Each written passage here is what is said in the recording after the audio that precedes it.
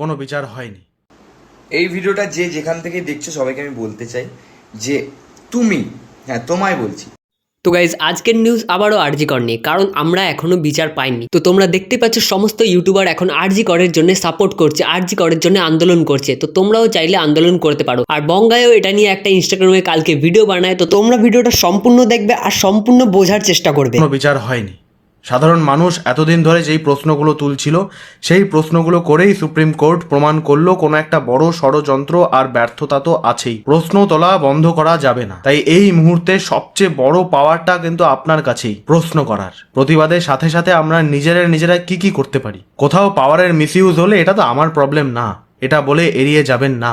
একজোট হয়ে আওয়াজ তুললেই অযোগ্য লোকেরা দিনের পর দিন পাওয়ারের মিসইউজ করতে পারবে না। মনে রাখবেন, ওরা আমাদের সুরক্ষার জন্য, ভয় দেখানোর জন্য নয়। আপনি ট্যাক্স দেন তার জন্য, আর নিজেই করাপশনের পার্ট হওয়া বন্ধ করুন। শুধু গুটি কয়েক লোক করাপ্টেড হলে সমাজটা এইভাবে পচে যায় না। আপনার মতোই সবাই ভাবছে আমি একা সৎ হয়ে কি করব। মনে রাখবেন, আপনি খারাপ করলে সেটা ঘুরে আপনার কাছে আসবেই।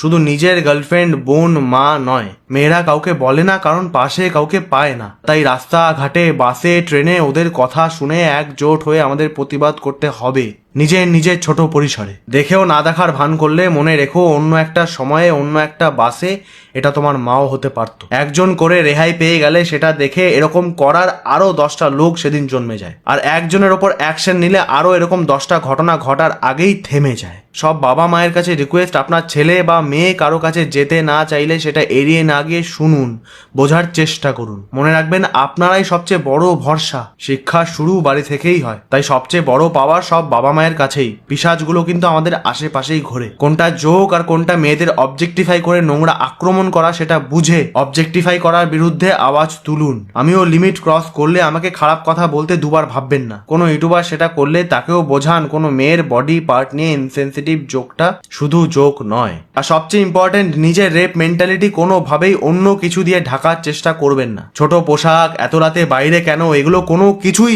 আপনাকে ওর সম্পর্কে নোংরা মন্তব্য করার অধিকার দেয়নি। নিজের ক্রিমিনাল মাইন্ডকে এগুলো দিয়ে ঢাকবেন না। খালি গায়ে নিপল চুলকাতে এসব কথা মানায় না কাকু। রিজেকশন নিতে শিখুন। কোনো মেয়ে তার ছেলে বন্ধুর সাথে রাতে পার্টি করলো বা সিগারেট খেলো, তাতে আপনার কোনো অসভ্য আচরণ বা মন্তব্য জাস্টিফাইড নয়। এগুলো ঘিলুতে ভালো করে ঢোকান। অলিম্পিকে খেলা দেখার সময় আপনার চোখ ছোট ড্রেসেই শিওর আটকে থাকে। নিজেকে বদলান এবার। আমাদের সময় এরকম ছিল, এগুলো বলে জাস্টিফাই করবেন না। সমাজ বেটারমেন্টের দিকেই এগোয় সময়ের সাথে। সব বুঝে গেছেন, জেনে গেছেন না ভেবে একটু নতুন করে জানা আর বোঝার চেষ্টা করুন। স্কুলে আমরাও বন্ধুদের মোটা বলেছি, কারণ পরে এসে বুঝেছি এগুলো বলা যায় না, এগুলো বলা উচিত নয়। আমাদের সময় হতো বলে সেগুলো ঠিক বলা যায় না, বলতে পারি না। মেয়েদের বলতে চাই, যখনই কেউ নোংরা মেসেজ করবে বা কু মন্তব্য জানাবে, তাদের এক্সপোজ করুন। সে আপনার বাড়িতে বারণ করুক আর যাই হোক, দোষটা তার, তোমার না। তুমি কেন লুকোবে? আর যে ছেলেরা তোমাদের শেখাবে কি দরকার বলার, চেপে যাও, তাদের জীবন থেকে বের করে দাও। সঠিক ছেলে তোমায় চুপ করতে বলবে না, সে দোষীকে রাস্তায় নামাবে। আমি জানি তোমরা এই কদিনও অনেকে শুনেছো, না এসব প্রোটেস্টে তোমরা যাবে না, যারা করছে করুক, কি হয়ে যাবে আর কি হবে এসব করে। আমি জানি শুনেছো। মনে রেখো, সমাজে সবসময় দু ধরনের মানুষ ছিল।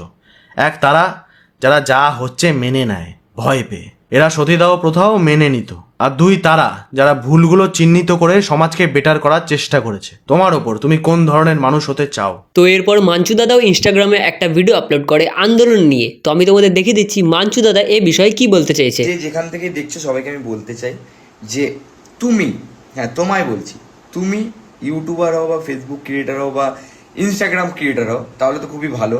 আর যদি তুমি নর্মাল মানুষ হও, আগে নিজের এলাকা যেখানে তুমি থাকো সেই এলাকায় মিছিলে বেরো, মিছিলে যোগদান দাও। হয়তো তোমায় নাও ডাকতে পারে, কিন্তু সেই এলাকায়, নিজের এলাকার মানুষ যদি তোমায় নাও পছন্দ করে, সেই এলাকার মানুষদের সাথে তুমি বেরো, নিজের এলাকায় মিছিল করো। আগে নিজের বাড়ির আশেপাশে দেখো যে এরকম কিছু খারাপ মানুষ থাকে, এরকম কিছু খারাপ মানুষদের উদ্দেশ্যে মিছিল করো।